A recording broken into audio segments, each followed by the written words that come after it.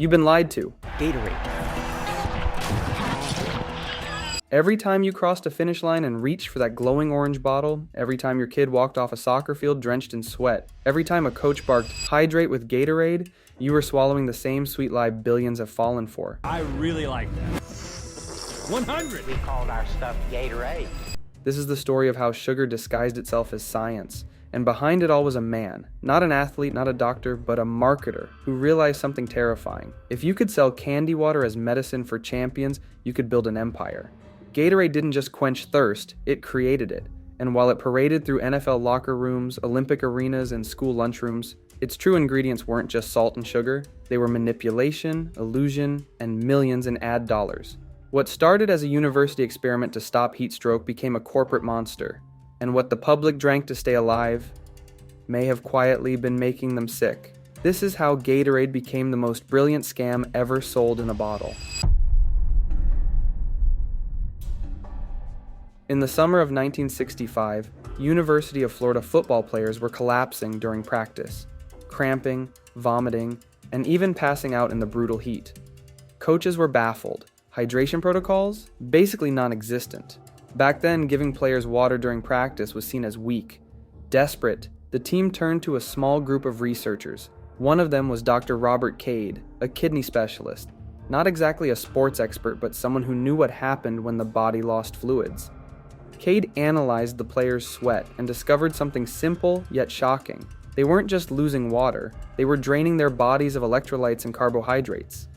His solution? A bizarre homemade mix of salt, sugar, lemon juice, and food coloring. It tasted awful. Some players said it was like drinking swamp juice, but it worked. Players stopped collapsing. Performance improved. The team started winning. Cade called it Gatorade after the Florida Gators. It was raw, unpolished science, and it should have ended there. But it didn't. Because someone saw more than just a rehydration tool. They saw a gold mine. Enter Stokely Van Camp, a canned food company desperate for a hit. They licensed Gatorade, rebranded it, sweetened it, bottled it, and began spreading the myth.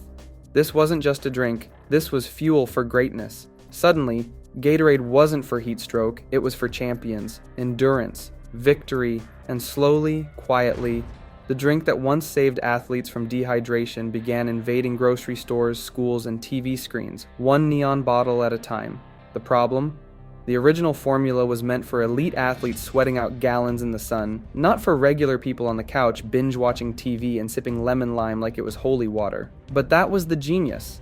By marketing Gatorade as scientifically proven, they created a product that everyone believed they needed, even if it was never meant for them. And so began the illusion. A medical solution disguised as a lifestyle drink. A formula born in a lab, hijacked by corporate America. The drink may have been born in a lab, but its rise was built in boardrooms. Because once the product hit shelves, the scientists were no longer in charge. The suits were. And their first mission? Make people feel like they were dying of thirst, even when they weren't. Gatorade's marketing team didn't care about electrolytes, they cared about fear. So they launched a campaign that wasn't about dehydration, it was about performance, identity, even survival. Commercials showed exhausted athletes collapsing on the field, sweat pouring down their faces in Technicolor neon. Then, Gatorade, instant recovery, explosive energy, glorious triumph. The message was subtle but genius. If you're tired, it's not your fault. You're not hydrated enough. And plain water, it's just not enough anymore. Soon, slogans like "Is it in you?" or "Life is a sport, drink it in" weren't selling hydration. They were selling fear of weakness. They were turning sweat into a symptom and Gatorade into the cure. And it wasn't just athletes anymore. Ads began targeting everyday people. Kids at recess, construction workers, gym beginners, office employees walking upstairs. They blurred the line between elite performance and daily routine until the solution to any effort, any fatigue, any hint of discomfort became buy a bottle. Behind the scenes, this wasn't about hydration at all. It was about behavioral conditioning. Water used to be enough, until Gatorade told you it wasn't. And just like that, a war began. It wasn't a war of nutrition. It was a war of perception, and Gatorade brought $1 billion ad budget to the fight. See, water had one fatal flaw. It didn't sell anything. You couldn't brand it. You couldn't patent it. You couldn't run a Super Bowl ad for it and expect to make a profit. Water was everywhere, and free. Gatorade's marketers realized that to win, they didn't need to beat water on science. They just needed to make water seem inferior. So they painted water as passive, plain, weak, ineffective. In their ads, the sweaty athlete who drinks water gets tired. The one who drinks Gatorade, victory, endurance, triumph. They weren't just selling hydration anymore. They were selling transformation, and they went all in. Sponsored the NFL, plastered NBA courts with coolers, paid Olympians to pretend they'd rather die of thirst than touch a water fountain. In locker rooms across America, water became second class. You didn't hydrate, you Gatoraded. But here's the truth Gatorade buried deep under all that marketing gloss. For most people, water is enough. In fact, for casual athletes, students, and everyday workers, Gatorade's sugar load could actually cause more harm than help. But that wasn't good for business. So they created a myth that sweating meant danger and sugar water meant salvation.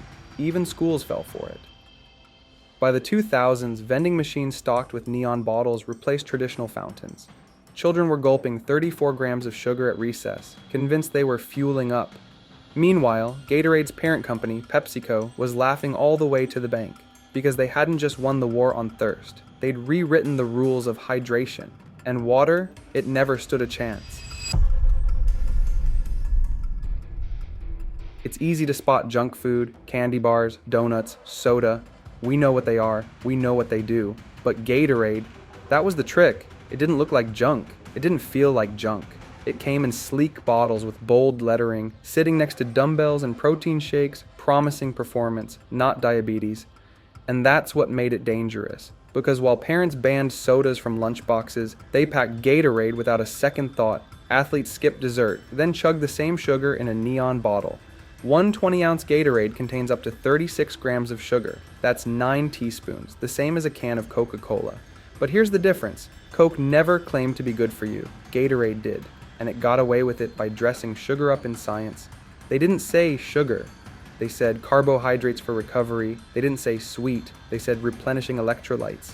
Even the color, bright orange, electric blue, nuclear green, was part of the illusion.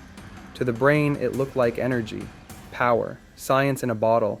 But strip away the branding, and what you have is a liquid candy bar, marketed to children, teenagers, and weekend joggers who barely broke a sweat. And yet, no one questioned it. Doctors raised concerns, dietitians warned of sugar crashes, schools debated bans. But every time the spotlight flickered, Gatorade flipped the narrative back. We're here for the athletes. We're backed by science. We're essential.